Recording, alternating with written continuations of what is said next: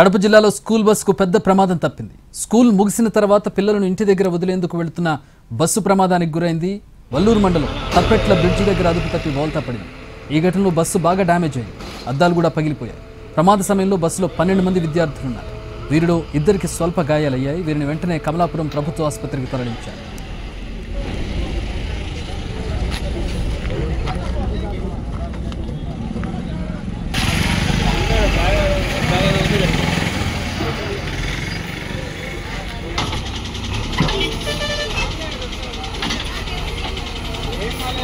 కడప జిల్లాలో స్కూల్ బస్సుకు పెద్ద ప్రమాదం తప్పింది. స్కూల్ ముగిసిన తర్వాత పిల్లలను ఇంటి దగ్గర వదిలేందుకు వెళ్తున్న బస్సు ప్రమాదానికి గురైంది.